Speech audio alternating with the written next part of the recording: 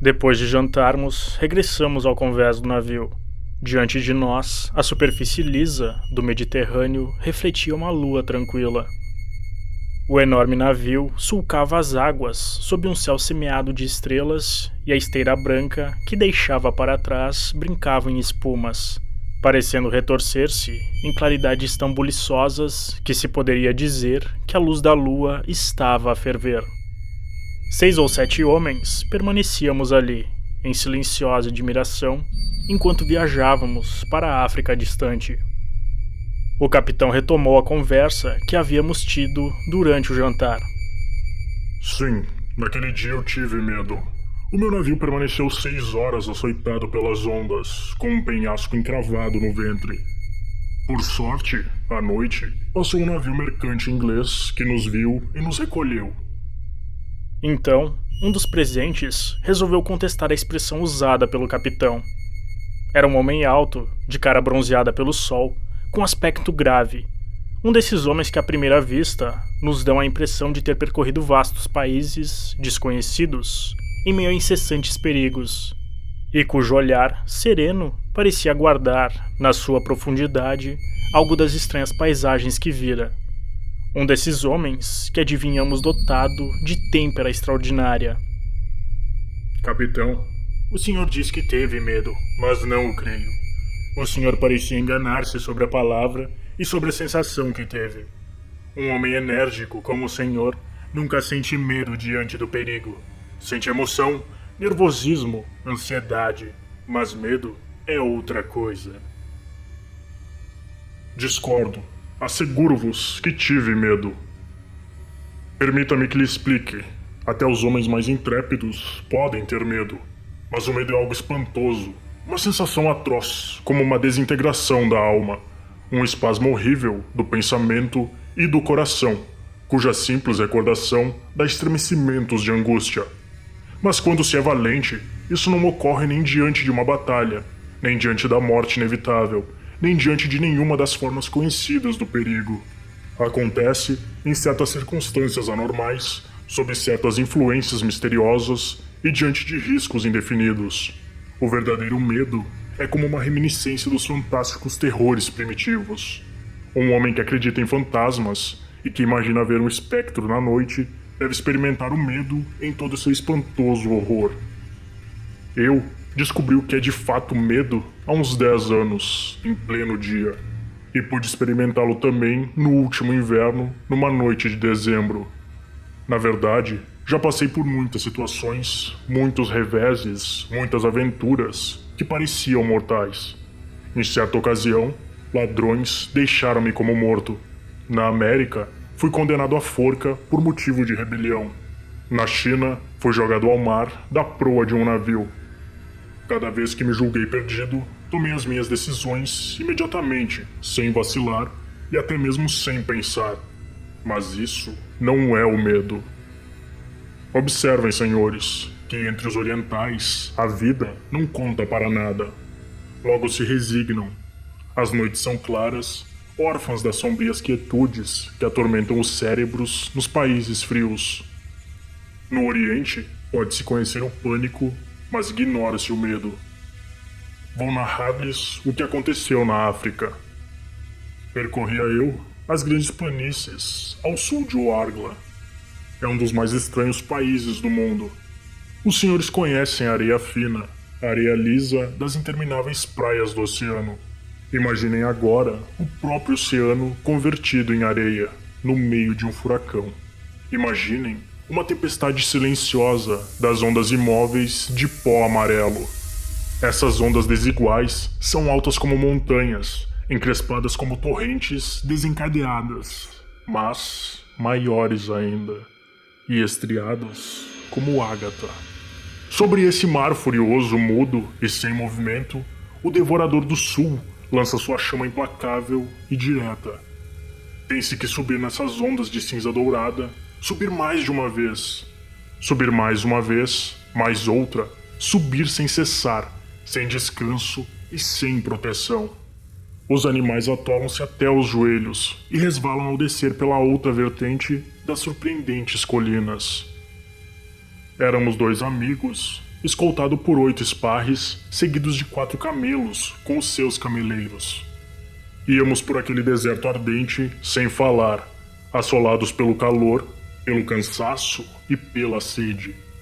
Subitamente, um dos homens deu um grito, e todos paramos e permanecemos imóveis, surpreendidos por um inexplicável fenômeno que os viajantes dessas regiões perdidas conhecem bem. Em algum lugar, perto de nós, numa direção indeterminada, soava um misterioso tambor. O misterioso tambor das dunas. Soava claramente, ora mais vibrante, ora menos, cessando e logo recomeçando seu som fantástico. Os árabes, espantados, olhavam-se uns aos outros. Um deles disse: "A morte vem para cima de nós." De repente, o meu companheiro, meu amigo quase como um irmão, caiu do cavalo, de bruços, mortalmente atingido pela insolação.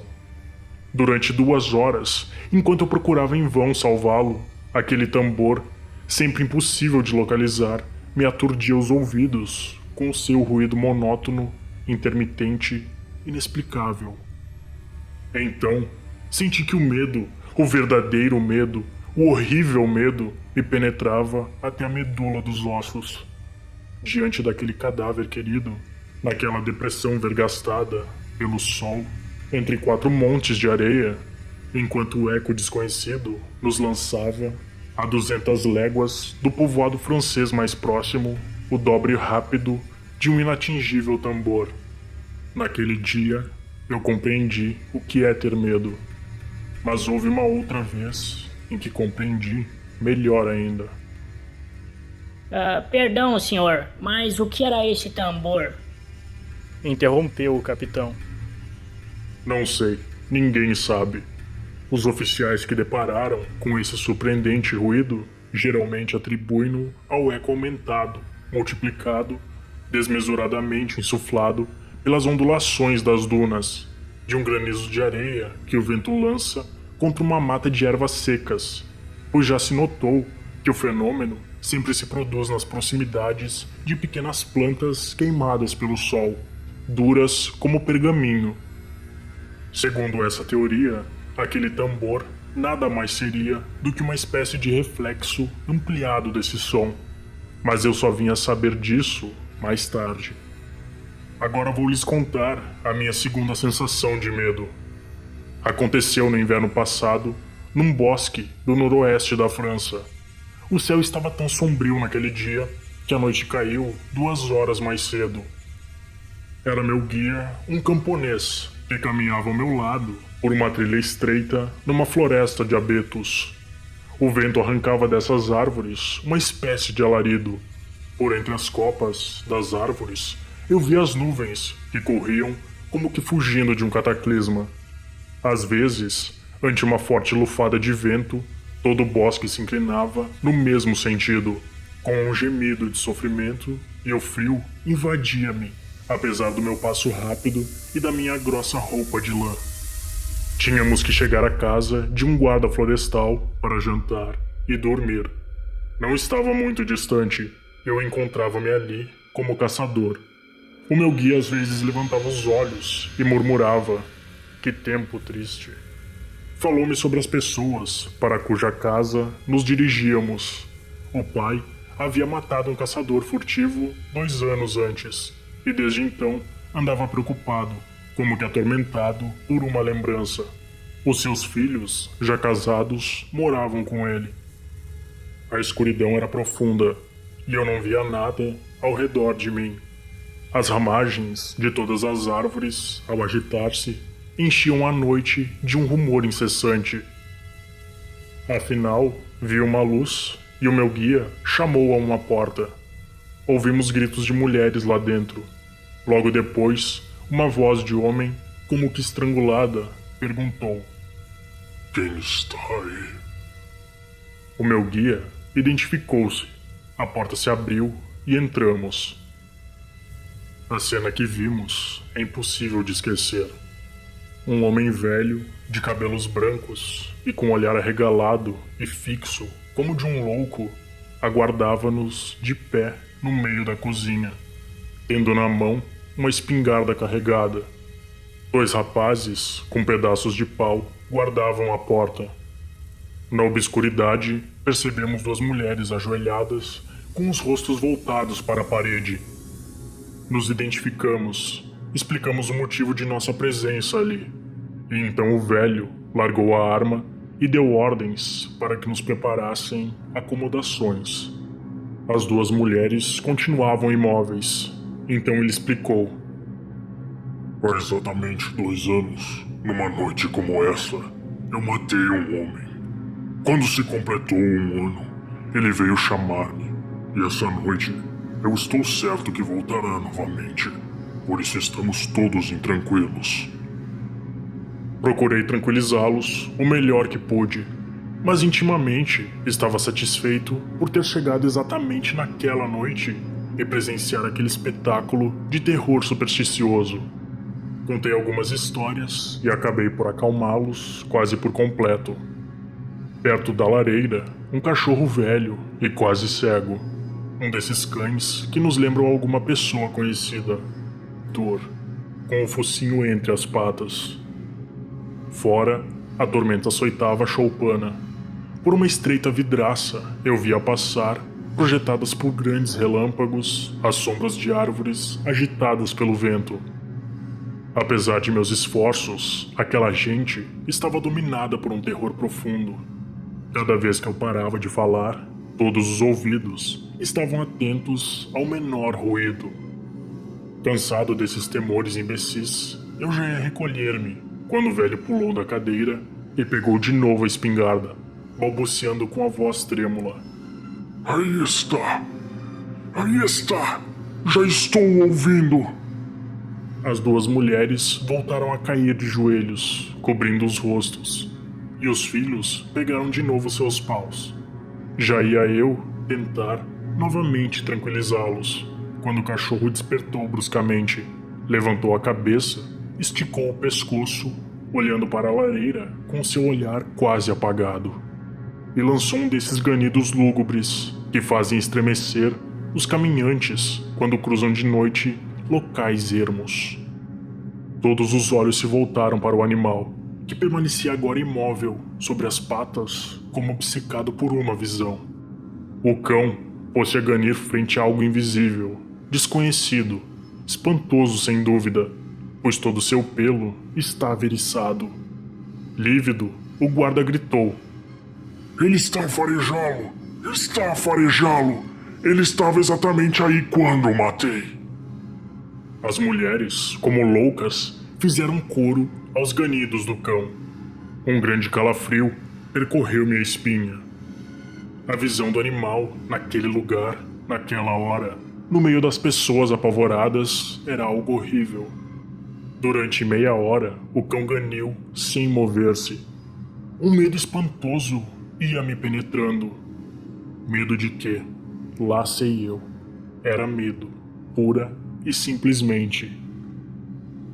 Permanecemos imóveis, lívidos, à espera de um acontecimento horrendo, com o ouvido atento, o coração agitado, transtornados ao menor ruído.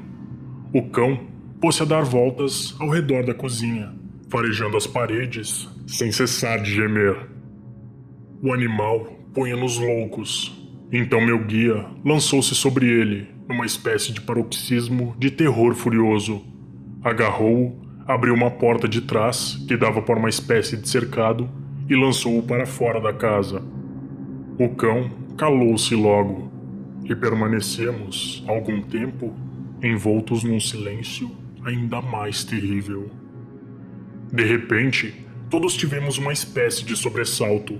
Algo deslizava contra a parede externa, em direção ao bosque. Depois, passou junto à porta, que pareceu apalpar com mãos trêmulas. Novo silêncio durante 2 minutos, que nos deixou aterrorizados. Depois voltou, roçando sempre a parede, como uma criança com suas unhas.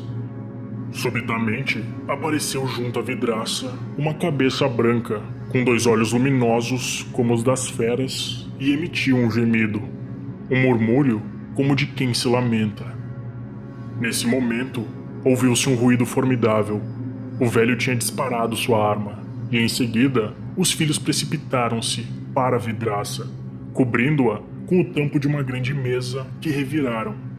Com o estrépito do inesperado disparo, senti tal angústia no coração, na alma e no corpo que me imaginei prestes a perder os sentidos, disposto a morrer de medo. Continuamos ali até o amanhecer, incapazes de mover-nos, de dizer uma palavra, crispados, desvairados. Ninguém se atreveu a abrir a porta antes de entrever alguma claridade lá fora, pelas frestas das madeiras. Ao lado do muro, junto à porta, jazia o corpo do velho cão, com o focinho desfeito por uma bala. Havia saído do cercado e procurar abrir alguma passagem junto à porta. Naquela noite, não corri nenhum perigo, mas preferiria voltar a enfrentar todos os riscos mais terríveis que já enfrentei, para não ter que viver aquele único minuto em que o tiro foi disparado na cabeça que surgiu na vidraça.